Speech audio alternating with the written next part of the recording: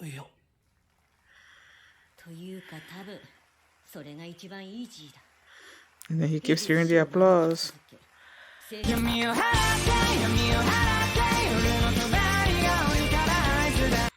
Hi everyone, I'm going to react to Jujutsu Kaisen Season 2, Episode 5, Premature Death. Okay, last episode, he did his thing. He woke up, he learned the reverse technique, curse technique, and then he healed himself back up and he faced, what's his name? And he defeated him, seemingly killing him. And then he asked what his final wishes were, and he talked about how Fushiguro was going to be sold in about a couple of years, and he can do with that whatever information or whatever. And then at the end there, they were going through those religious people's locations, and then they found the body of Rika, right? And Gojo asked Geto if he wanted to kill those people, if they and all that, and the Geto's like, no, we can kill them because we need a reason to kill them and everything. And you know, I started watching the first season again, but this time I was watching English dub, just because, you know, I just wanted to see how it is in English and maybe see if there are things that are going to be sort of like better explained to me in English. You know, it's hard sometimes to try to trying to read the subtitles and understand what they're saying at the same time. I feel like if you listen to it, you know, in English, you may better absorb what they're trying to say. So that's why I decided to rewatch the season in English dub. And the particular episode that I was on was when Sukuna took over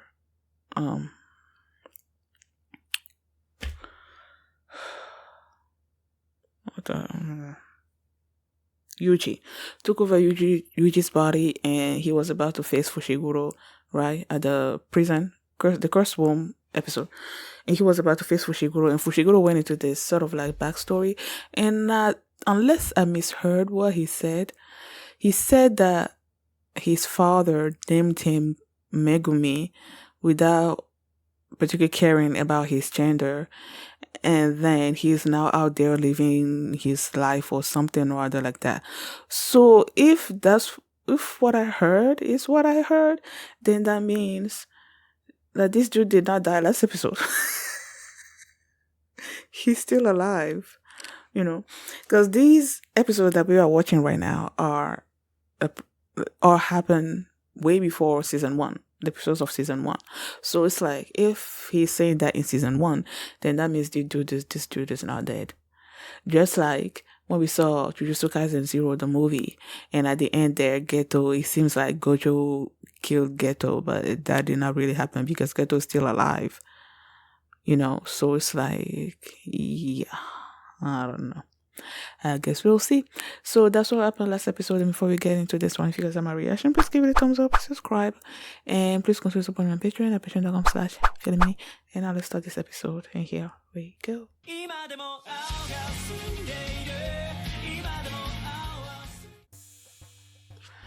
I've been wondering what happened to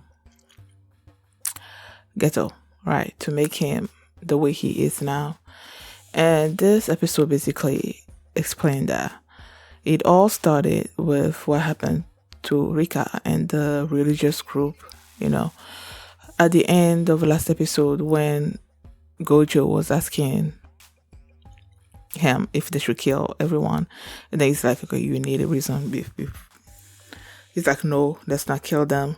You need a real reason, you know, behind doing all those things. They didn't have a valid reason to kill them. But the image of them applauding as Rika was being carried away by Gojo has stuck in his mind and has been festering. And he's always had this belief about sorcerers protecting non-sorcerers.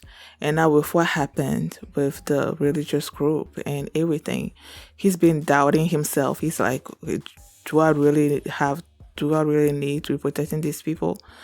And then you have, what's her name? Tsukumo Yuki coming there.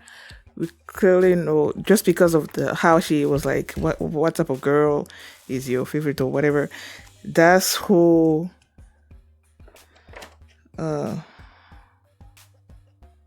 Todo. That he's the one that made Todo who he is now. Him always wondering who's your favorite, who's your type of girl or whatever. She's the one. Okay, so she comes and sits next to Ghetto, right? And then she basically told her what her goal is.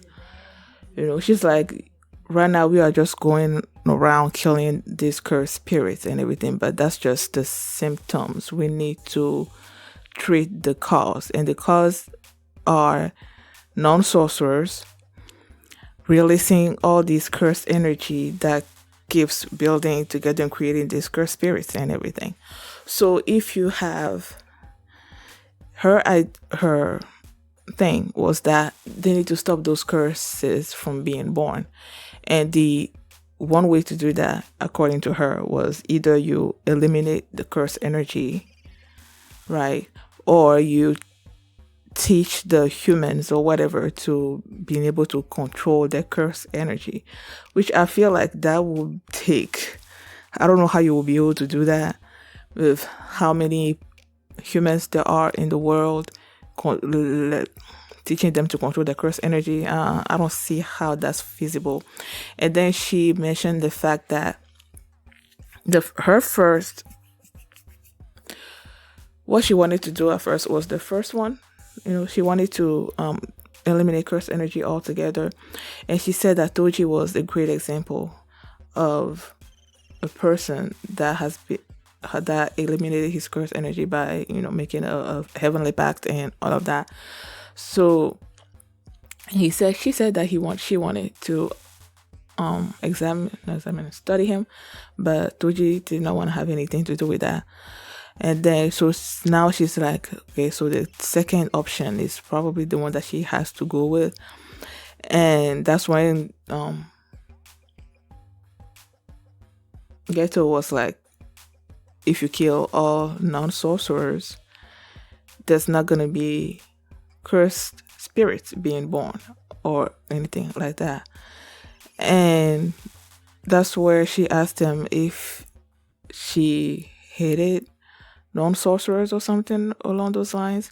And at that particular moment, Geto was still debating. He's like, part of me hates them, but another part of me just tries to reject the idea of hating them, So she basically told him that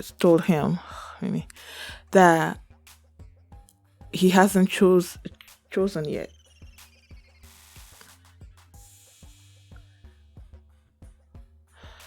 So she told him that he hasn't chosen a path yet, the path of hating non-sorcerers and the path of not hating them. He hasn't chosen yet. He's still in the middle. But then Haibara was there at the beginning. They were having this talk. He was about to go on this mission. And Haibara, Geto asked him how he feels about being a sorcerer. And he's just like, he just loves the fact that he's able to use his ability to do good, I guess, And then he left them. And the mission turned out horribly. How Haibara died. It was him and Nanami that went. It was supposed to be a second great curse that they were supposed to face, but the people there and their faith in this thing made it a first great curse. And now Haibara died at the end of it. So the fact that he died, that just pushed it kept pushing Geto to the other side of to hating non-sorcerers. And I think what sealed the deal was him going to this place and seeing these two girls that were with him during that attack, when they attacked the school during the first season. Was it the first season? Or was it during Jujutsu Kaisen Zero? Was it during the movie? I feel like it was during the movie. Yeah, it was during the movie. And there was these two girls with him, and then other people as well. This is where he met those two girls. And the people there were blaming these girls for what was happening. But Geto knew that it wasn't their fault and that he basically took care of the situation already. But then you see the malice that these people had toward these two girls that had they were basically sorcerers. They had cursed energy and everything, all of that. So that, seeing the malice and all of that, it just basically pushed him over the edge, and he just destroyed everybody. Now he's decided that he's gonna be hating on non-sorcerers, and he's gonna be creating a world with just sorcerers, because they are not gonna be creating any cursed spirits.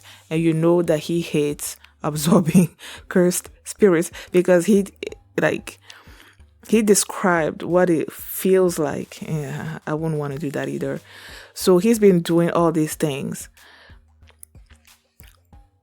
exercise or whatever, absorbing those things that he does not want to absorb for the sake of these non-sorcerers. And they are the reason why these cursed spirits are being created.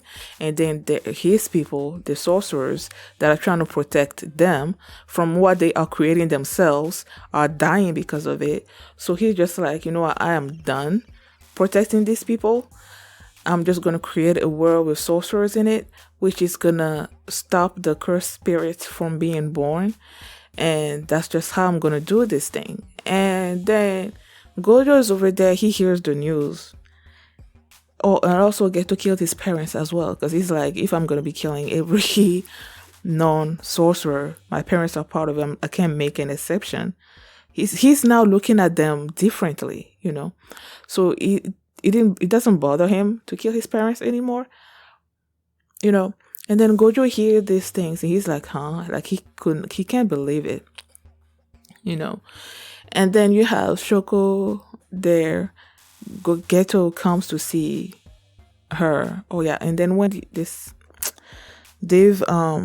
passed the sentence, he's sentenced to death. So they're supposed to kill Satoru. No. Not Satoru. That's Gojo. What's his name? His other name? Geto Suguru? Yeah, Suguru. Satoru, Suguru. Either way, they're supposed to kill him. He's sentenced to death.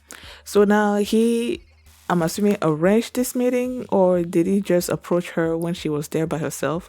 I don't know. And they were just there having this casual conversation about whether he was really behind what happened, and he admitted it. And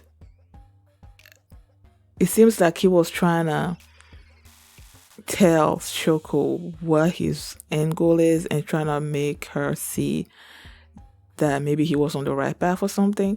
And as they were having this conversation, she just picks up the phone and called Gojo. And Gojo showed up, and then there was the meeting between these two where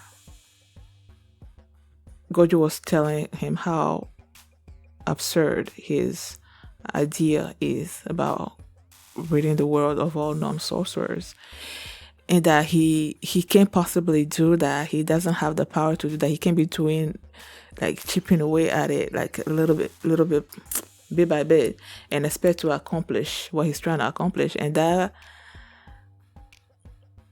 pissed Suguru off, because he's like, Gojo has the power to do it, he is extremely powerful, and he's like, you who has the power to accomplish this, you're telling me that I don't have the power to accomplish it.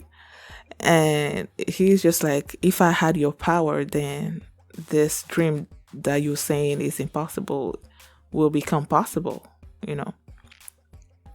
He just basically told them that he's chosen his path, so that's what he's gonna do now. And when he asked Gojo if he was the strongest because he was Satoru Gojo, or if he's Satoru Gojo because he's the strongest, I'm not sure I quite understand that. I'm like, isn't that the same thing?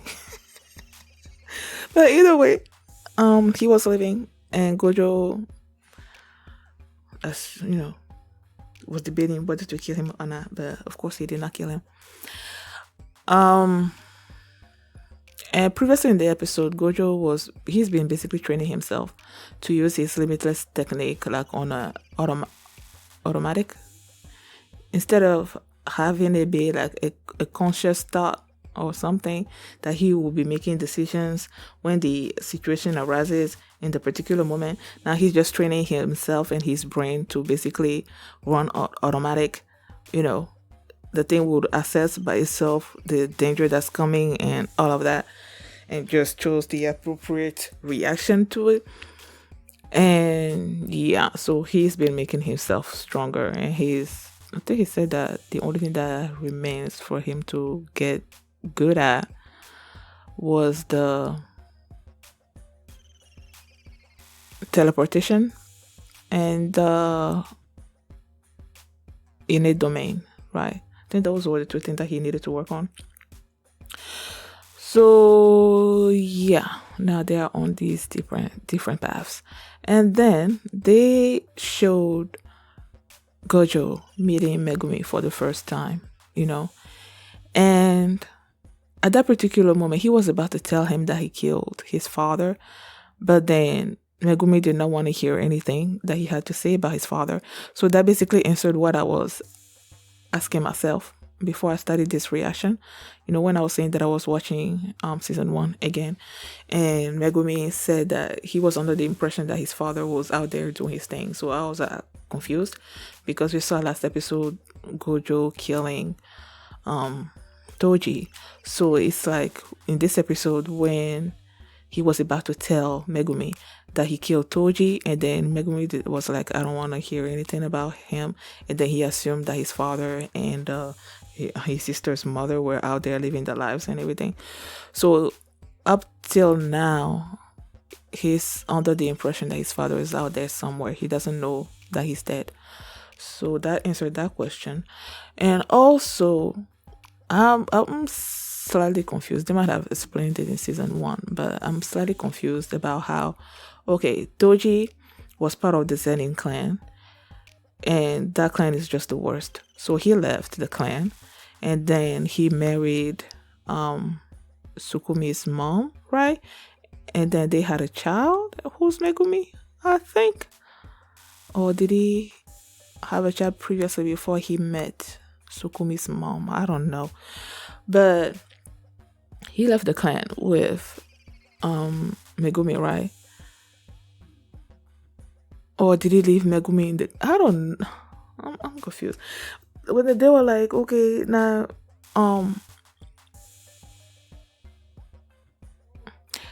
Tojo said something about Megumi being sort of like the middle finger, a middle finger that Toji was giving the clan or something.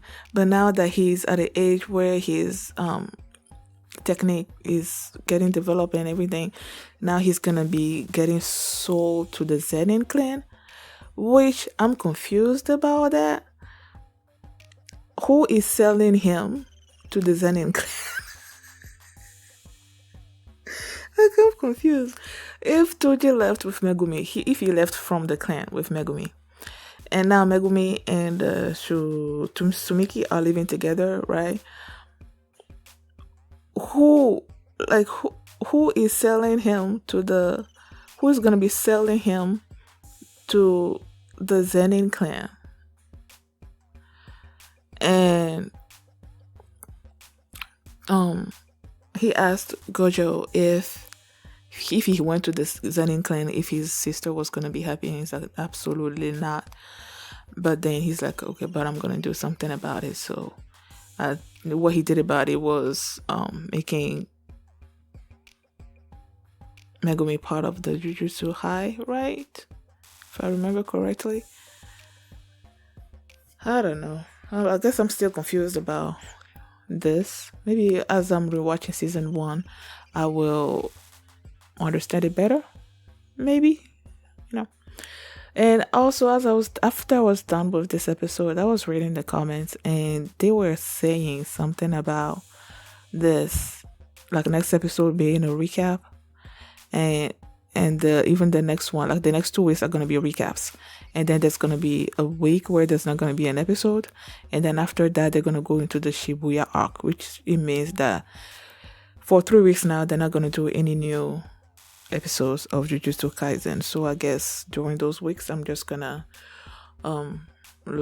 be reacting to something else. Probably I will react to catch up with Akatsuki no Yona, which is like a bi-weekly kind of release. The manga is like a bi-weekly kind of release, and after I caught up with it, I stopped. So I'll just go back to that and finish it. And if there's a week left in there, I guess I'll do that time I got reincarnated as a slime, watch an episode of that, and then once Jujutsu comes back, I'll just go back to watching it normally. So yeah, thank you guys for watching, and if you like this reaction, please give it a thumbs up, subscribe, and if you want to see my reaction to whatever comes next, you can just watch it on my Patreon at patreon.com/filmini, and you can also see the full length for this reaction there as well. So thanks for watching, and I will see you next time. Bye. I will follow him where